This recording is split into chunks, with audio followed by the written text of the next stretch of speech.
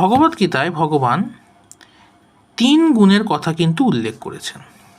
3 গুণ কি কি? 1 হলো সত্য, 2 রজ, 3 হলো তম। অর্থাৎ 3 রকম মানুষ কিন্তু সমাজে দেখতে পাওয়া যায়। একটা হলো সাত্ত্বিক গুণের মানুষ, একটা রাজসিক গুণের মানুষ, আর একটা হলো তামসিক গুণের মানুষ। তা এবার প্রশ্ন হচ্ছে এইগুলোর মানে কি? সাত্ত্বিক গুণের মানুষ হচ্ছে, কেমনভাবে দেখলে বোঝা যায় যে এই মানুষটা সাত্ত্বিক গুণের মানুষ? সাত্ত্বিক গুণের মানুষ মূলত পড়াশুনো, গান বাজনা, শিক্ষা এই সব নিয়ে এরা ব্যস্ত থাকে। অর্থাৎ এদের জীবনটাই হচ্ছে কর্মমুখী জীবন, এবং এদের মধ্যে যে পয়সা, এগুলোর প্রতি যে কামনা বাসনা, টাকা পয়সার প্রতি যে কামনা বাসনা খুবই কম হয়। মানে বেঁচে থাকতে গেলে যতটুকু প্রয়োজন ততটুকু।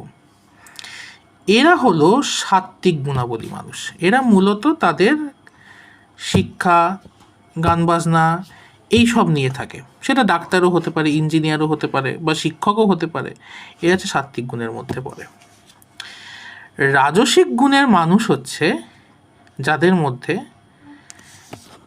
কামনা বাসনা রয়েছে, তবে সেই কামনা বাসনাটা কিন্তু উচ্চ কামনা বাসনা নয়, একটা মডারেট, একটা মিডিয়াম লেভেলে কামনা বাসনা। অর্থাৎ সমাজে আমার প্রতিপত্তি থাকবে, সমাজে লোকে আমাকে দেখলে পরে শ্রদ্ধা করবে, লোকে আমাকে রেসপেক্ট করবে, এবং আমার অনেক মানে আমার বাড়ি হবে, গাড়ি হবে, মানে এরকম সমাজে প্রতিপত্তি, ঠিক আছে, আমার থাকবে একটা। এই রকম ভাবনা চিন্তা নিয়ে যেসব মানুষ এগিয়ে চলে তারা হলো রাজসিক গুণের মানুষ, অর্থাৎ রাজার মতো থাকবো। আর একটা হচ্ছে তামসিক গুণের মানুষ। তামসিক গুণের মানুষ এক কথায় হচ্ছে চোর ডাকাত যারা, এরা হচ্ছে তামসিক গুণের মানুষ।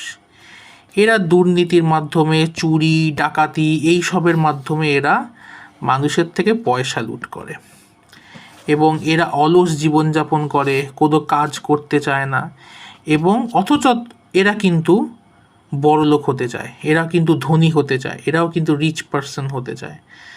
এবং কেমনভাবে করবে? এই চুরি ডাকাতি, গুন্ডাগিরি, চিটিংবাজি এই সবের মাধ্যমে, দুর্নীতির মাধ্যমে। এই হচ্ছে ভগবানের 3টি বিষয়। ভগবান কিন্তু হিন্দু, মুসলিম, খ্রিস্টান এরকম কোনো ধর্মের কথা কিন্তু উল্লেখ করে দিয়ে যাননি। উনি বলেছেন যে দেখো, ধর্ম 3 রকমের হতে পারে। একটা হচ্ছে সত্য, একটা হচ্ছে রজ, একটা হলো তম।